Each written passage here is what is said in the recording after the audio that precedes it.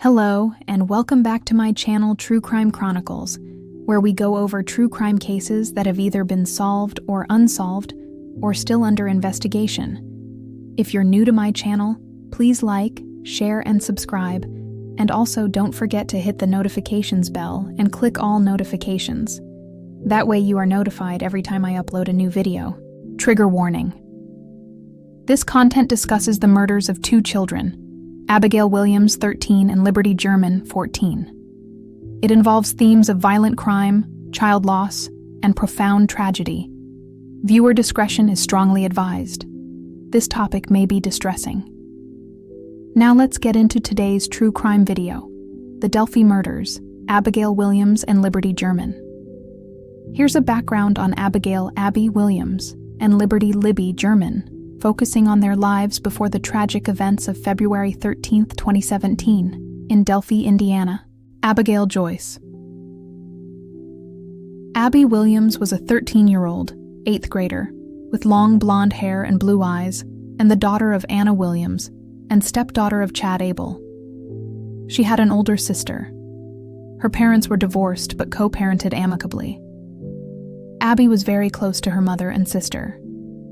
Abby has been described as sweet, kind, gentle, quiet, thoughtful, and sometimes shy, especially around new people. She had a warm smile that reached her eyes. Abby loved art, particularly drawing. She was talented and often sketched animals, nature scenes, and anime characters. Her artwork was displayed at home and school.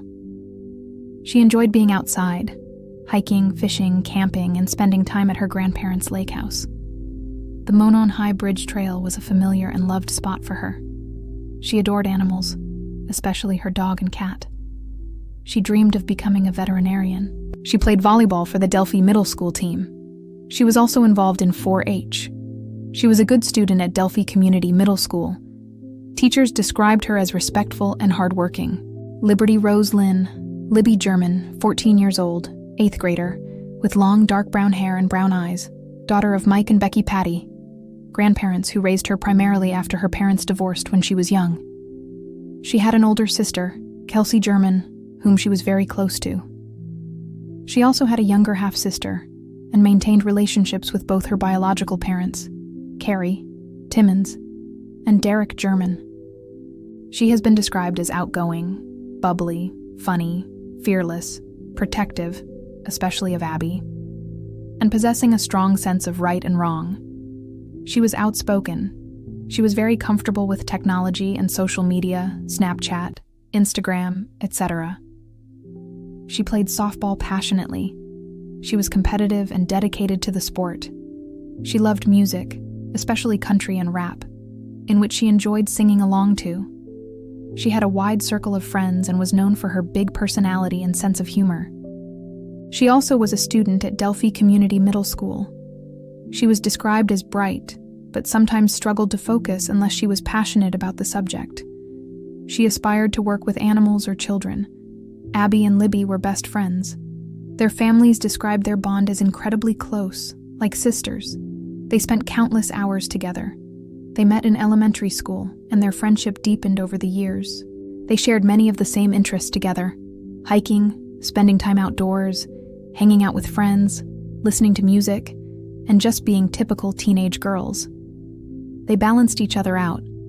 Libby's outgoing nature complemented Abby's quieter demeanor, and Abby's kindness grounded Libby's fieriness. They were fiercely loyal to each other. They were often at each other's houses and were considered part of each other's families. Libby's grandmother, Becky Patty, who often cared for her, had a particularly close relationship with both girls. On February 12, 2017, Libby slept over at Abby's house, a common occurrence.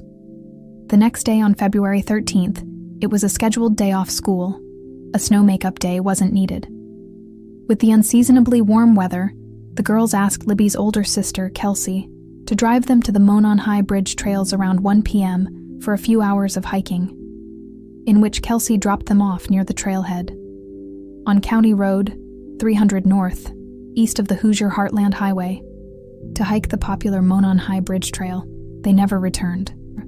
They were reported missing at 5:30 p.m. after they had failed to meet German's father at 3:15 p.m. The families initially searched for the girls themselves before calling the police. Authorities searching the area did not initially suspect foul play in the disappearance. This changed when their bodies were discovered the next day, on February 14, 2017, around noon on the north bank of Deer Creek, about half a mile from the abandoned railroad bridge. The brutality of the crime against two young teenagers in a small, close-knit community sent shockwaves across the nation. The fact that Libby captured audio and video of their suspected killer on her phone added a haunting layer to the tragedy. On February 15, 2017, Indiana State Police, ISP, released a grainy still image from Libby's phone showing a Caucasian male known as Bridge Guy, walking on the bridge, hands in pockets, head down. He was soon named the prime suspect. On February 22, 2017, Indiana State Police, ISP, released the critical audio clip of Down the Hill from Libby's phone. Officials credited Libby as a hero for secretly recording the suspect. They confirmed additional evidence was on the phone but withheld it to protect a future trial. On July 17, 2017, police released the first composite sketch of the suspect, based on eyewitness accounts from the trail. Following the tragedy, Libby German's mother initiated a poignant public tribute in 2017. She asked residents across central Indiana to display orange porch lights. This act served dual purposes: honoring the memory of the two girls and symbolizing the community's awareness that their killer was still unidentified and at large during the initial investigation. On April 22, 2019, ISP announced a new direction, releasing a significantly different second composite sketch. They urged the public to focus on the sketch, audio, and the suspect's gait. They stated the suspect likely knew the Delphi area, hiding in plain sight, and pleaded for information about a vehicle parked oddly at the former Child Services Office, Hoosier Heartland HRY, between noon 5 p.m. on February 13th. In October 2022, a volunteer file clerk discovered a misfiled tip regarding Richard Allen. His name had been recorded incorrectly and wrongly marked cleared. Indiana State Police announced October 26, 2022. Richard Matthew Allen, born September 1972, was arrested. Allen was charged with 2 counts of murder. On October 28, 2022, Allen appeared in court. He pled not guilty. Probable cause affidavit, unsealed. November 29, 2022. Libby's video showed a man in a dark jacket, jeans approach, order them down the hill, and one victim mentioned gun. An unspent .40 caliber round found between the victims' bodies was linked to a gun owned by Allen. A witness saw a man matching the description, muddy and bloody, blue jacket, jeans, walking away from the bridge. A vehicle parked oddly, hiding license plate, at the old CPS building matched Allen's 2017 vehicle. Allen had self-reported to a DNR officer 3 days after the murders that he was on the trails that day and saw 3 girls. Allen told police in 2017 he was on the trail for 2 hours wearing jeans and a black-blue jacket, going to watch fish. Richard Matthew Allen was born and raised in Mexico, Indiana. He completed his secondary education at North Miami Middle High School located in Denver, Indiana, graduating in 1991. Allen pursued studies in accounting at Ivy Tech Community College. He also spent a brief period in both the U.S. Army and the Indiana National Guard. Allen was married and had 1 daughter. His professional history included a decade-long role as a store manager at a Walmart in Logansport, Indiana. From 2003 to 2013, he later held positions at CVS pharmacy locations in both Peru, Indiana, and Delphi, Indiana. In February 2018, Allen obtained his license to work as a pharmacy technician. Records indicate he relocated from Mexico, Indiana to Delphi in December 2006. Allen's account of his whereabouts, February 13, 2017. Following his arrest, Allen provided investigators with an account of his activities on the day of the murders. He stated that on February 13, 2017, he was at his mother's residence in Peru, Indiana, until approximately 11:15 a.m. Allen claimed he then drove to the Monon High Bridge Trail area, arriving around 12:15 p.m. While there, he reported seeing 3 girls on the trails and stated he spent time checking stock prices on his mobile phone. Allen acknowledged informing his wife about his presence on the trails that day, which subsequently led him to voluntarily report this information to a conservation officer 3 days after the girls' disappearance. The trial of Richard Allen commenced in Delphi on October 18, 2024. Throughout the proceedings, the prosecution presented critical evidence regarding the murders of Abigail Williams and Liberty German. Prosecutors asserted that both victims died from having their throats cut. They further detailed the crime scene, revealing that Williams's body was discovered fully dressed, but wearing clothing belonging to German. In contrast, German's body was found nude. A key piece of physical evidence introduced was unspent. .40 caliber cartridge recovered from the scene between the victims' bodies. A police firearms examiner testified that this bullet was forensically matched to a firearm owned by Allen, citing the distinct quality and quantity of marks on the cartridge casing as conclusive evidence linking it to his weapon. The prosecution heavily emphasized Allen's own alleged admissions. They stated that while incarcerated awaiting trial, Allen confessed to the murders over 60 separate times.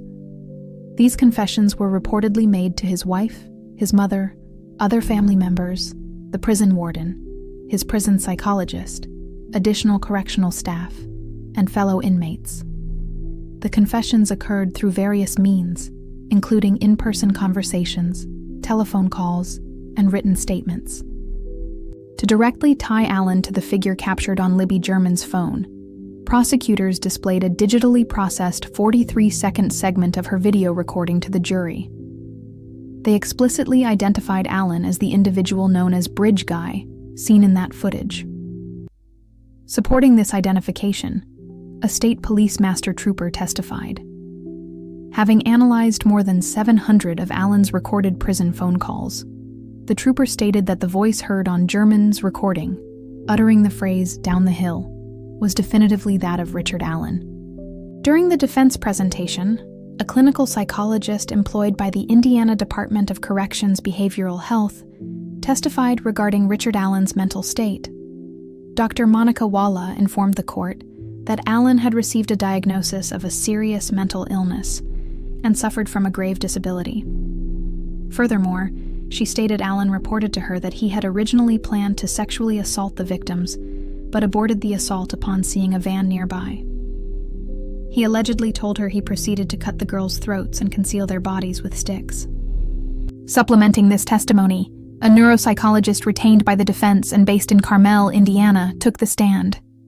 His assessment indicated Allen struggled with significant depression, alongside considerable stress and anxiety stemming from his employment. Following the presentation of all evidence, the sequestered jury commenced deliberations on November 7, 2024. 4 days later, on November 11, 2024, the jury returned guilty verdicts against Allen on both counts of murder. Presiding Judge Frances Gull delivered Allen's sentence on December 20, 2024. She imposed a term of 65 years imprisonment for the murder of Liberty German and a consecutive term of 65 years imprisonment for the murder of Abigail Williams, resulting in an aggregate sentence of 130 years. Allen was initially held at the Westville Correctional Facility before being transferred to the Pendleton Correctional Facility, where he is currently serving his full sentence. On April 9, 2025, the Indiana State Police publicly disclosed video footage from Richard Allen's police interrogation alongside audio recordings of his prison phone calls containing confessions. Among the released materials was an interrogation video capturing Allen's denial of involvement in the murders on the day of his arrest. The disclosure also included 8 recorded telephone conversations between Allen, his wife, and his mother, in which he explicitly admits to committing the crimes. While these recordings had been presented as evidence during Allen's trial, their release to the general public on this date marked the first time they were made available outside the courtroom. Later that summer, in August 2017, the families shared their vision for a lasting memorial.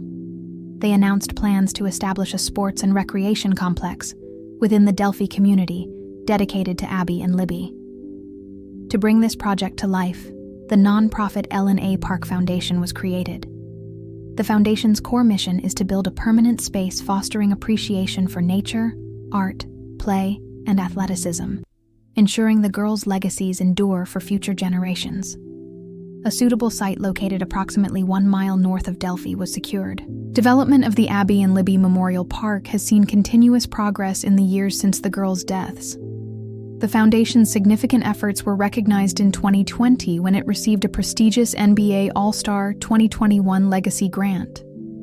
Within the school the girls attended, Delphi Community Middle School, a dedicated memorial space was also created. To permanently honor Abby and Libby, who were students there at the time of their murders, the school renamed its library the Abby and Libby Memorial Library. In loving memory of Abigail Williams, June 23, 2003, February 13, 2017. In loving memory of Liberty German, December 27, 2002, February 13, 2017. 2 bright lights extinguished too soon. Abby, the quiet artist with nature in her soul. Libby, the fearless protector with laughter in her heart. Best friends who walked the trails together, forever 13 and 14. Though darkness found them on the bridge, their courage echoes in Libby's recording. Their spirits live in the woods they loved, and their legacy grows in the orange porch lights, the laughter at Abby and Libby Memorial Park, and the shelves of the library that bears their names. Rest now, sweet girls. Your community remembers. Your light endures. We carry your hearts. We carry them in our hearts. The resolution of the Delphi case brings a measure of justice, but no true closure for a wound that forever scars a community. Abby Williams and Libby German, vibrant, beloved children with dreams and laughter ahead of them, were stolen in a moment of unspeakable cruelty. Their names, their faces, and Libby's breathtaking courage in capturing evidence amid terror are now etched into our collective memory. This case was more than an investigation. It became a testament to resilience. For years, the haunting image of Bridge Guy, the echo of Down the Hill, and the unanswered questions tormented Delphi and captivated a nation. The tireless work of law enforcement, the unwavering advocacy of the families, and the public's refusal to forget turned anguish into action. To the families, your strength has been humbling. To Delphi, your solidarity has been inspiring. To all who kept their light alive, you honored them. May Abby and Libby rest in peace. May their memory remind us to protect the innocent, seek truth relentlessly, and hold our loved ones close. Thank you for joining us in honoring their story today on True Crime Chronicles. Join us next time. Stay vigilant, stay compassionate, and keep seeking truth.